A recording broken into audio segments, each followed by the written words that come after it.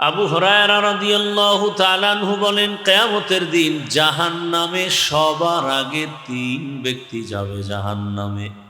কয় ব্যক্তি? এমন তিন ব্যক্তি জাহান্নামে যাবে যে এই তিন ব্যক্তির ব্যাপারে দুনিয়াওয়ালারা বলবে দেখলে এরা জান্নাতি, কিন্তু হাকিকতে এই তিন ব্যক্তি জাহান্নামে যাবে সবার আগে। এই হাদিসটা আবু হুরায়রা রাদিয়াল্লাহু আনহু একজন সাহাবীকে শুনাইতে গিয়ে তিনবার বেহুশ হয়ে পড়ে গেছে। এক নম্বরে যে ব্যক্তিকে আল্লাহ ডাকবেন, জাহান্নামে দিবেন, ওই ব্যক্তি হবে যুদ্ধের ময়দানে গলা কাটা শহীদ, জামা কাপড়ে রক্ত লাগানো। আল্লাহ বলবেন, তোমার জামা কাপড়ে কেন রক্ত? বলে, যুদ্ধ করেছি। কেন করেছো? ও আল্লাহ, দিন ইসলামের ঝান্ডা উঁচু করার জন্য। আল্লাহ বলবেন, মানুষ তো তাই জানে, তবে আমি ভিতরেরটা জানি যা মানুষ জানে না। দুনিয়ার সব তোমার এই খবরই জানে, কিন্তু ভেতরের হালাত আমি আল্লাহ জানি। তুমি আসলে দিন ইসলামের জন্য যুদ্ধ করো নাই, তুমি দুনিয়াতে বড় বীর যোদ্ধা সাজার জন্য করেছো। তোমাকে সবাই যোদ্ধা বলবে, তোমাকে সবাই বীর মুজাহিদ বলবে। এই উপাধি পাওয়ার জন্য তুমি যুদ্ধ করেছো, সেটা তুমি দুনিয়ায় পেয়েছো।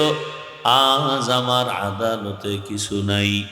আল্লাহ বলবেন, জাহান্নামের ফেরেশতা, এরে ধর, শিকল লাগায়া জাহান্নামে নিয়ে যাও। দ্বিতীয়বারে ডাকবে আমার মতো মাওলানা, এ ইলমওয়ালা মাওলানা আসো। তোমার ক্লাসে 20 জন, 30, 40, 50, 100 জন ছাত্র মাওলানা হয়েছিল। আবার তোমার ক্লাসে কত ছাত্র মাওলানা হতে পারে নাই। তোমারে যে আমি আলেম বানিয়েছি, বলো তোমারে ইলম দিয়েছি, সে ইলম দিয়ে তুমি কি করেছো? আমার মতো মাওলানা বলবে, হে মালিক, তোমার দেওয়া ইলম আমল দিয়া দুনিয়ার মানুষের দিনের পথে আহ্বান করেছি, দাওয়াত দিয়েছি, তোমার দিকে ডাকছি। আল্লাহ বলবেন, মানুষ তো তাই জানে, আমি তোর ভেতরেরটা জানি। তোরে হাদিয়া কমায় দিলে দাওয়াত নাও নাই, পোস্টারে নাম বড় কেন হলো না মন খারাপ, নামের শুরুতে আল্লামা নাই কেন মেজাজ গরম। কেউ জানে না, আমি আল্লাহ তো জানি তোর অন্তরের হালাত। তুই তো দুনিয়াতে বয়ান করেছো, মানুষ তোরে সম্মানের চেহারা গায়ে দিবে, হাদিয়া দিবে, সম্মান করবে, স্লোগান দিবে। তোরে যদি হুন্ডা দিয়া মিছিল না করে স্টেজে নেয়, তোর মাথা গরম হয়ে যায়। কেউ জানে না, আমি জানি।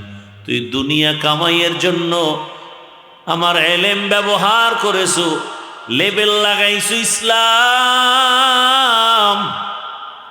ভেতরে তোর উদ্দেশ্য দুনিয়া। আমি আল্লাহ জানি সব। আমার আদালতে তোর মতো দুনিয়াদারের দেওয়ার মতো কিছু নাই। আল্লাহ বলবেন, জাহান্নামের ফেরেশতা, এর হাতে শিকল লাগাও, আর এই মাওলানাকে জাহান্নামের মধ্যে নিয়ে যাও। মাওলানা জাহান্নামে যাবে, আপনার উপায় কি হবে? শহীদ জাহান্নামে যাবে, আপনার উপায় কি হবে? তৃতীয় যে হবে, ডাকবেন দানবীর, টাকাওয়ালা, এই টাকাওয়ালা, দুনিয়ার কত বাহাদুরি করেছো, টাকাওয়ালা বানাইলাম, তোর কাজের লোকের অভাব নাই, তোমাকে আমি গরিব না বানাইয়া টাকার মালিক বানিয়েছি। বলো তুমি কি করেছো? টাকাওয়ালা বলবে, হে আল্লাহ, তোমার দেওয়া ওই টাকা পাইয়া মাদ্রাসা মসজিদ করেছি, দিনের কাজ করেছি। আল্লাহ বলেন, দুনিয়ার সবাই তো তাই জানে, আমি তোর ভেতরেরটা জানি। তুই মানুষের দান করেছো, মাদ্রাসায় দান করেছো, মানুষ তোকে দানবীর বলবে, সম্মান দিবে, এই মারহাবা পাওয়ার জন্য। তোর নামে যদি মারহাবা না দেয়, মনে চাইতো তুই দানটা ফিরায় নিবি। তোর যদি দাওয়াত না দেয়, সবার উপরে নাম না দেয়, তুই আউযুবিল্লাহ পারো না, কিন্তু টাকার মাস্তানিতে কত আলেমের উপরে বাহাদুরি করে বলছো, সব আলেমদের নিচে বসাও, আমারে সিংহাসনে বসাও, আলেমের উপরে বড় করে আমার নামটা দাও। দান করছো 50,000, চায়ের দোকানে চাপাবাজি করছো, পুরা মসজিদ তুই করেছো। আল্লাহ বলবে, দুনিয়াদারকে ধর, জাহান্নামের শিকল লাগায় জাহান্নামের দিকে নিয়ে যাও। এই তিনজনার হালাত যদি এমন হয়, আপনার আমার কি উপায় হবে? একটু চিন্তা করা দরকার আছে না নাই? আল্লাহর নবী বলেন, দায়িত্বশীলরা সাবধান, আল্লাহর আদালতে জবাবদেহিতার কাঠগড়ায় দাঁড়াতে হবে। ও বাবা মা, সন্তানের হক আদায় করেছো কিনা জবাব দাও। ও শিক্ষক, ছাত্রদের উপরে তোমার দায়িত্ব পালন করেছো কিনা জবাব দাও। ও স্বামী, স্ত্রীর হক আদায় করেছো কিনা জবাব দাও। ও ইমাম ও খতিব, মুসল্লিদের হক আদায় করেছো কিনা জবাব দাও।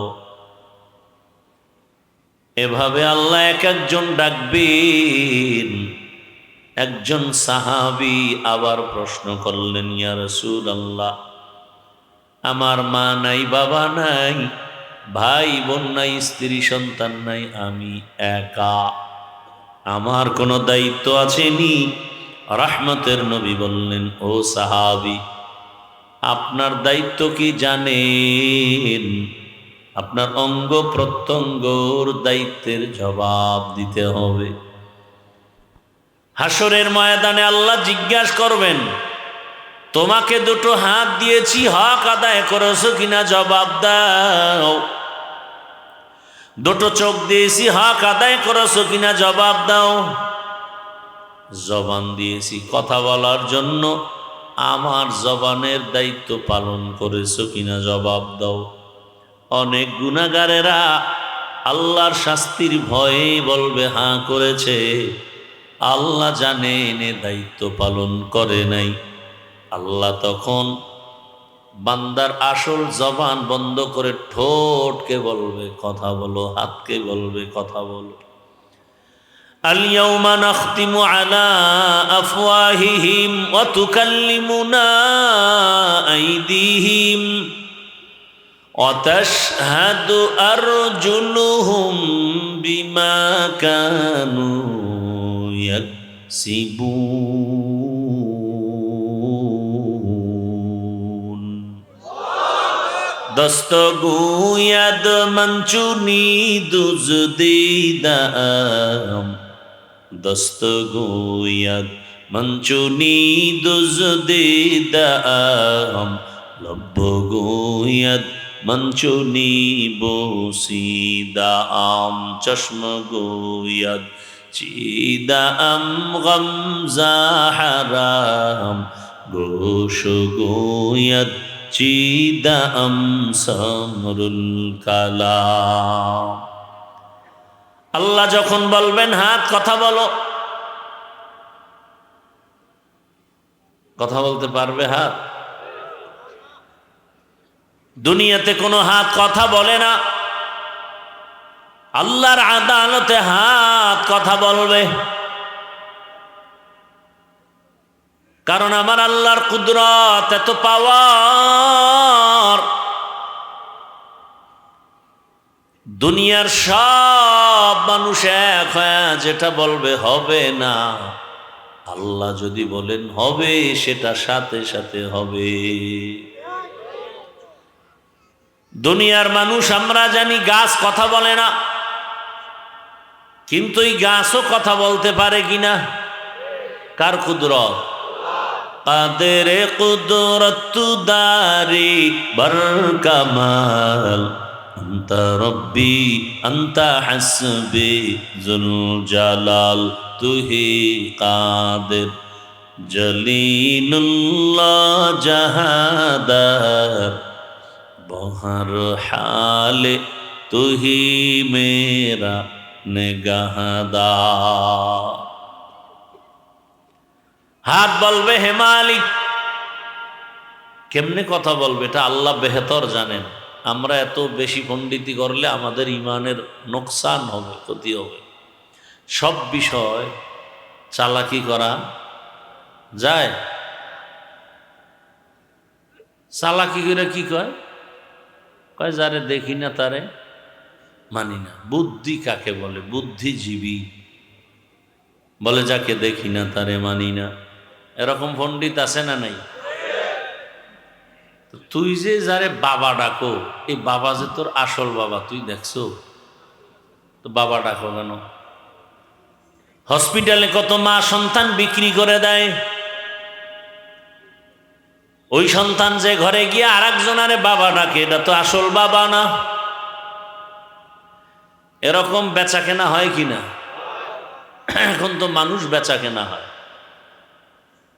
যারে বেচে জানি না যারে বিক্রি করছে।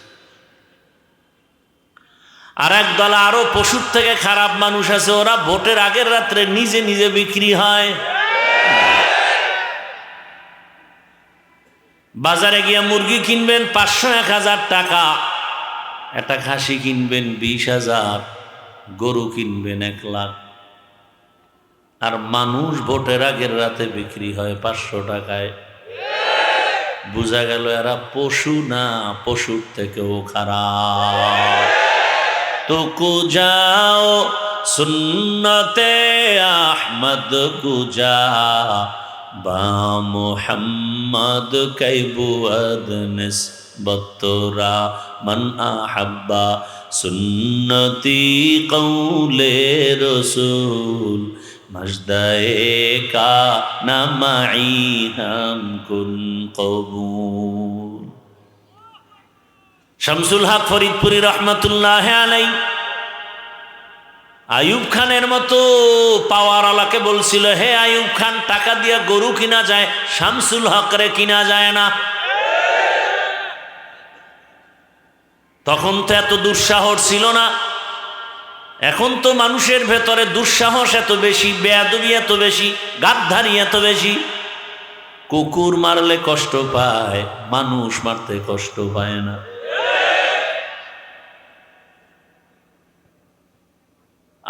টাকায় বিক্রি হয়ে যায় মানুষ, অথচ এটাই তো চিরন্তন কথা। টাকায় বিক্রি হয় পশু, কোনোদিন মানুষ টাকায় বিক্রি হতে পারে না। এরপরও যারা বিক্রি হবাই, ওই 500 টাকার পায়খানা খেতে হবেই যারা মান্যত করেছো। তোমরা ভোটের আগের রাত্রে 500 টাকা না খাইয়া বাথরুমে গিয়া 10 গ্রাম পায়খানা খাইও। দোকান থেকে হালাল সাবান কিনে গোসল করিও, কুলি করিও, গন্ধ চলে যাবে। আর ওই 500 টাকার গন্ধ জাহান্নামের আগুন ছাড়া তোমার যাবে না। আর একটা পরামর্শ ওই হারামখোরদের জন্য, যারা মান্যত করছো ওই পায়খানা খাইয়েই মরবা, তোমার কাছে আর একটা অনুরোধ, যেহেতু খাবাই, কোনো মৌলবীর কথা তুমি শুনবা না। তবে তুমি খাইয়ে বিক্রি হতে গেলে অন্তত তুমি মানুষ হিসাবে বিক্রি হও, পশুর দামে বিক্রি হইও না। যে ভাই আমি তো সুরাতে মানুষ, ভিতরটা খারাপ হলো, অতএব গরু কিনতে যেহেতু 1 লাখ, আমারে অন্তত একটু বাড়ায় না দিলে আমার আর মান থাকে না, একটু বাড়ায় দাও। গরুর দামে নিও না, ছাগলের দামে নিও না, পশুর দামে নিও না, একটু বাড়ায় দিলেই আমি তৃপ্তি পাবো যে না, আমি মানুষ হইয়েই বিক্রি হইছি। ওই হারাম খোরেরা যারা খাবেই। এবার তোর কপালে ধিক্কার রে, নিমক হারাম। এই 500 টাকা 1000 টাকা খাইয়া তুই মরবি, কিন্তু তোর কাছে আমার আর এক অনুরোধ, তোর বউ পোলারে খাওয়াইয়া ওর রোদের রক্ত নাপাক করিস না। ওদের কোনো দোষ নাই, ওরা নিরপরাধ। আল্লাহ হেদায়াত দান করুন। আল্লাহ বড় কঠিন, যেদিন ধরবেন তো ধরবেন, আর রেহাই পাওয়া যাবে। হাত কথা বলবে, চোখ কথা বলবে, হে মালিক। হাত দিয়া মা বাবার খেদমত করবে, করে নাই, বরং উল্টার দিকে হাত চালিয়েছে, আলেমের বিরুদ্ধে, ইসলামের বিরুদ্ধে কলম ধরেছে। চোখ বলবে, হে মালিক, চোখ দিছো তুমি, মা দেখবে, বাবা দেখবে সওয়াব, আলেম দেখবে সওয়াব, কোরআন দেখবে সওয়াব, বাইতুল্লাহ দেখবে সওয়াব। এই নিমক হারাম এই 2 চক্ষু দিয়া দরওয়াজা জানালা বন্ধ করে সারা রাত মোবাইলে গুনাহ দেখেছে, শুধু গুনাহ। কেউ জানে না, একমাত্র কে জানেন? ওই আল্লাহরে ফাঁকি দেওয়া যাবে? ওগো নবীর উম্মতেরা, হয়ে আজি দিশাহারা, কোরআন হাদিসের চলো যখন যাহা চায় মনে, নবী বিনে কে তরাবে পুলসিরাত মিজানে, নবী বিনে কে তরাবে পুলসিরাত মিজানে। উম্মতের কান্ডারি নবী,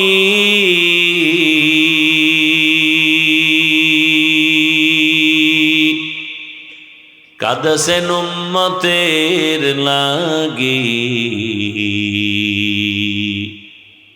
এখনো কাঁদেন নবীজি শুয়ে মদিনার পানে, নবী বিনে কে তরাবে পুলসিরাত মিজানে, নবী বিনে কে তরাবে পুলসিরাত মিজানে। কি রাগ করতেছেন নি আবার? আচ্ছা, আপনি যদি ভোটের টাকা খান, আমি ফিরাইতে পারবো? আপনার কাছে আসার আমার সময় আছে? আর আপনার এত তো আমার অ্যালার্জি নেই যে আপনার ফিরাইতেই হই। আমার রসুলের থেকে তো আর মায়া কারো বেশি না উম্মতের জন্য। সেই রহমতের রসুল এত পেরেশান, চাচা আবু তালিবকে কালেমার মালা পরাবে, পরাতে পারেন নাই। আল্লাহ আয়াত নাজিল করলেন, ইন্নাকা লা তাহদি মান আহবাবতা ওয়ালাকিন্নাল্লাহা ইয়াহদি মান ইয়াশা। হে রাসূল, আপনি যাকে ভালোবাসবেন তাকেই কালেমার মালা পরাতে পারবেন না। আপনি চাইলে হবে না, আমি চাইলে হবে। এরে আমার যুবক, পর্দার আড়ালের মা বোনেরা, বৃদ্ধ বাবাজি, আল্লাহর আদালতে হিসাব দেওয়া লাগবে, সেই ভয় অন্তরে যার আছে তাকে কোটি কোটি টাকা দিবে, ওই বান্দা বলবে জীবন দিব, টাকায় বিক্রি হব না।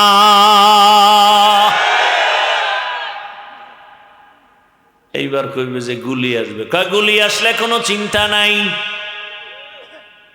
হয়তো হুকুমত নয়তো শাহাদাত।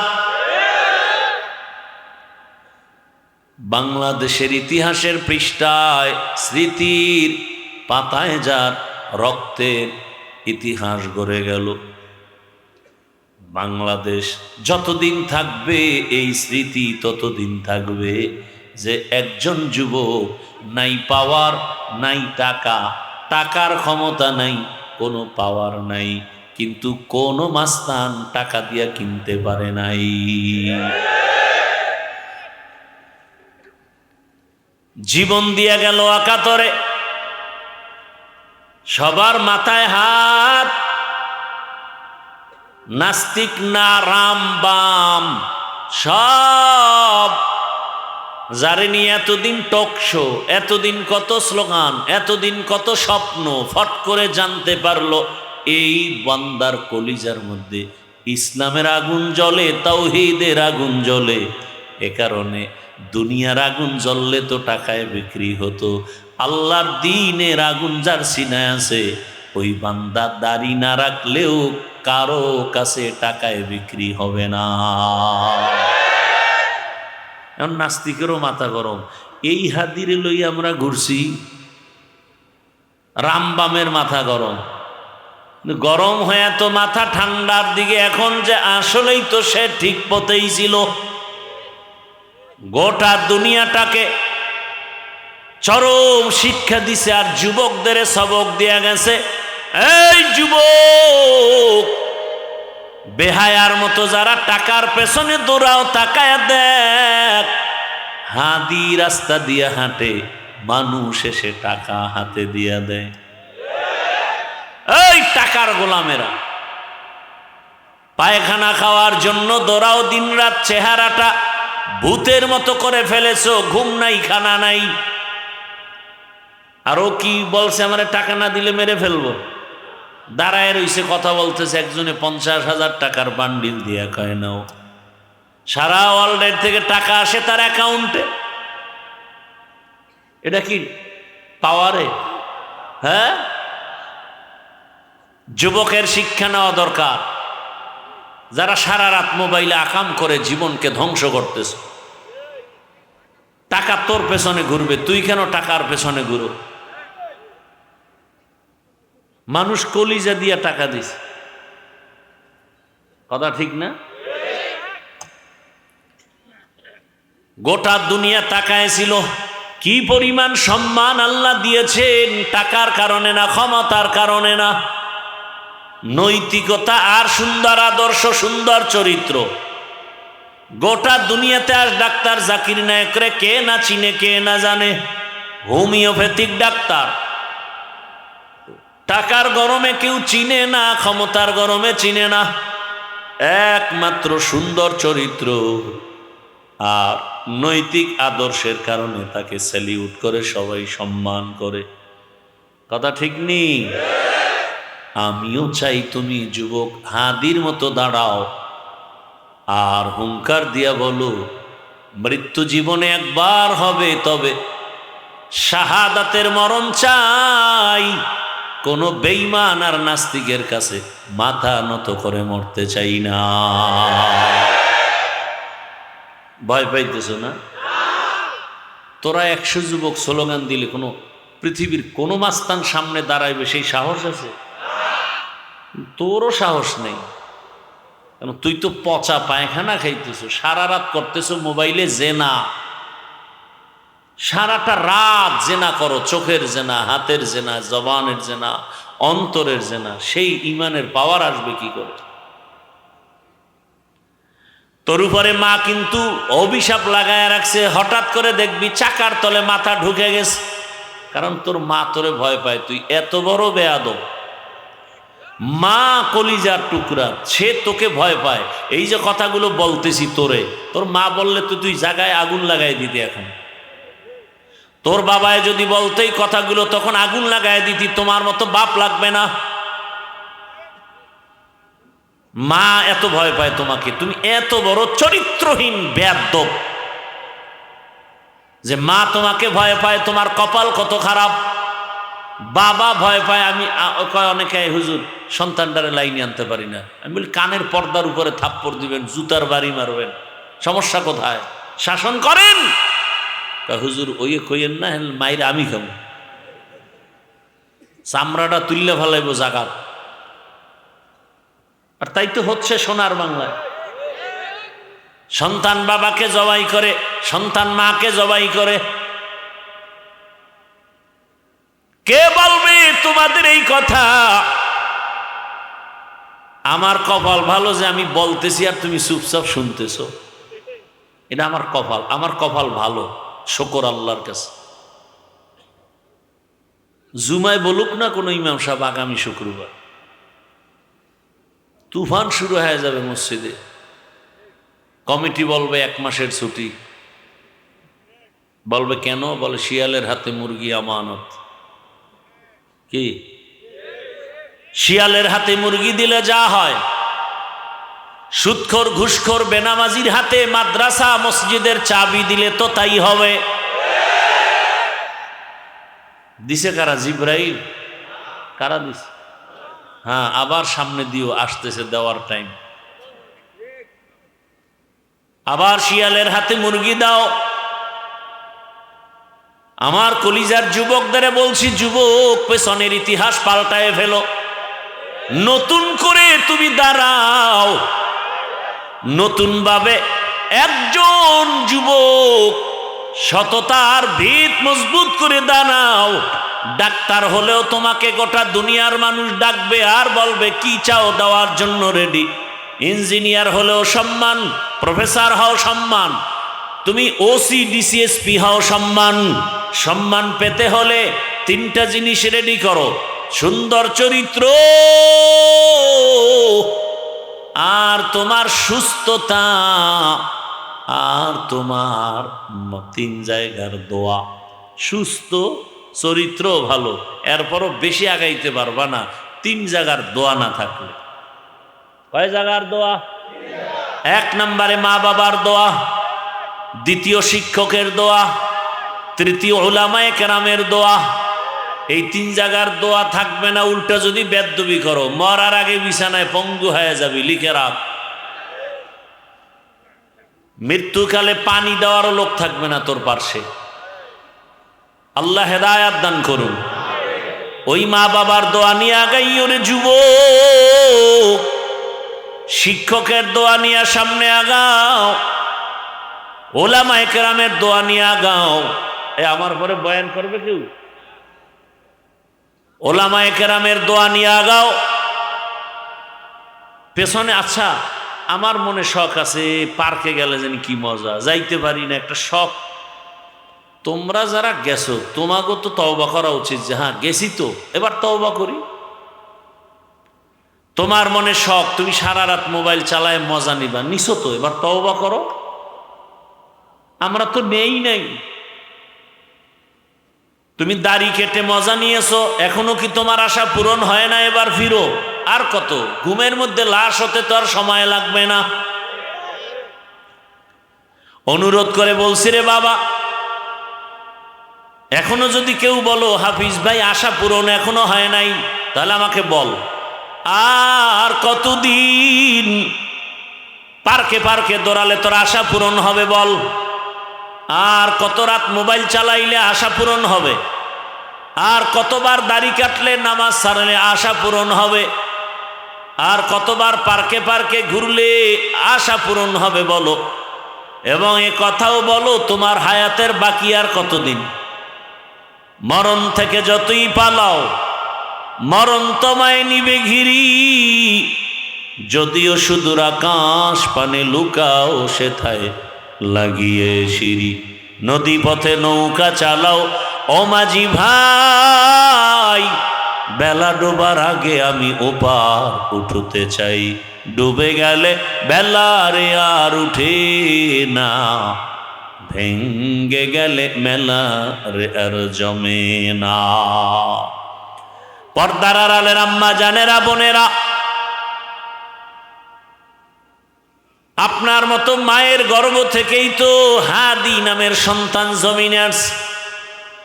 এরে আম্মা জান, আপনার মতো কত মা পর্দা করে, নামাজ পড়ে, স্বামীর মাল হেফাজত করে, মোবাইলে সময় নষ্ট করে না। আপনি কেন পারবেন না রে মা? অযথা মার্কেটে ঘুরে ঘুরে কেন নিজের ক্ষতি করেন, নিজের সন্তানটার ক্ষতি করেন? আপনি মা ঘরে থাকবেন, একটা সন্তানকে আদর্শ ডাক্তার বানাবেন, ইঞ্জিনিয়ার বানাবেন।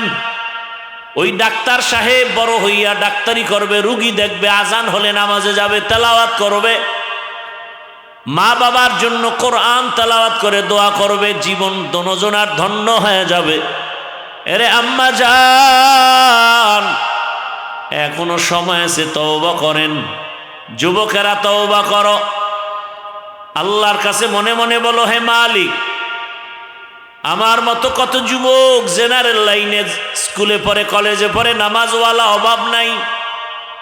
র্যাব, আর্মি, পুলিশ, বিডিআর এর চাকরি করে, নামাজ পড়ে, অভাব নাই। ডাক্তার, প্রফেসর, ইঞ্জিনিয়ার নামাজ পড়ে, ওসি, ডিসি, এসপি নামাজি, অভাব নাই। রাস্তায় গাড়ি চালায় যুবক, নামাজ পড়ে, অভাব নাই। তুমি কেন পারো না রে যুবক? আল্লাহর কাছে তওবা করো মনে মনে, আল্লাহকেই বলো, হে আল্লাহ, জীবনে তো দাড়ি কম কাটি নাই, নামাজ কম সারি নাই, বেপরদায় আড্ডা কম দেই নাই। আজ তওবা করতেছি, মরে গেল আর নামাজ ছাড়বো না, দাড়ি কাটবো না, আর বেপরদায় চলবো না।